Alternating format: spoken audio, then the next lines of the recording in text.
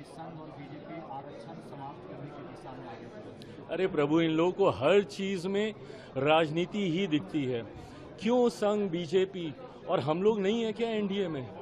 और ये आरक्षण किसी के कहने से समाप्त होने वाली चीज है क्या? संवैधानिक अधिकार है ये। आरक्षण किसी को दी हुई खैरात नहीं है, ये संवैधानिक अधिकार है और दुनिया की कोई ताकत आरक्षण को कतई समाप्त नहीं कर सकती है। और जो लोग इसको समाप्त करने की सोच रखते हैं, कभी समीक्षा के माध्यम से, कभी सुधार के माध्यम से, उनको संभवतः ये पता ही नहीं है कि आरक्षण क्यों जरूरी है। आप जब शेड्यूल ट्राइब्स की आप बात करते हैं, बहुत आसानी से कह देते हैं कि भाई इन लोगों को क्यों आरक्षण के साथ जोड़ा जाए, पर आज भी ऐसी घटनाएं होती हैं। खड़गे साहब के साथ क्या हुआ था? उस मंच पे गए थे, उस मंच का शुद्धिकरण किया गया ना।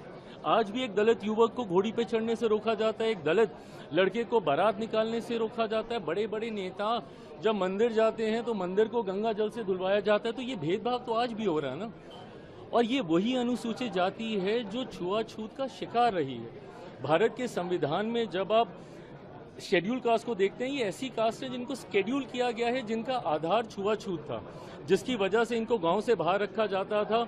इनको छूना तो दूर की बात है, देखना तब पाप माना जाता था। ऐसे में मुख्य धारा के साथ जोड़ने के लिए, और क्या हम लोग उस लक्ष्य को पूरा कर पाए? नहीं कर पाए ना। आज भी ये भेदभाव होता है। तभी जब मैं क्रीमी लेयर का भी मैं विरोध करता हूं, मैं इसीलिए करता हूं कि आज कम से कम हम लोग एकजुट हैं तो अपनी बात रख पा रहे हैं। बट जैसे ही इसमें सब क्लासिफिकेशन होने लग जाएगा, जैसे ही इसमें क्रीमी लेयर की बात हम लोग करने लग जाएंगे, तो ताकत हम लोग की घटने लग जाएगी। और जैसे ही ताकत घटेगी तो धीरे धीरे करके संभवतः ऐसी सोच वाले लोग जो आरक्षण को समाप्त करना चाहते हैं, उनको ज्यादा बल मिलेगा। आज की तारीख में शेड्यूल कास्ट हो, शेड्यूल ट्राइब, अब शेड्यूल ट्राइब में यही सारी जातियां हैं जिनकी वेशभूषा अलग रही, जिनका रहन सहन, बोलचाल, ऐसे ट्राइब्स को शेड्यूल किया गया। पिछड़ा वर्ग से आने वाले लोग जिनको संभवतः मौके नहीं मिले, इसके माध्यम से उनको, और अब तो जो लोग आर्थिक तौर पे कह रहे हैं, ऊंची जाति से आने वाले गरीब लोगों को भी 10% का आरक्षण मोदी जी की इसी सरकार में हम लोगों ने पारित करने का काम किया।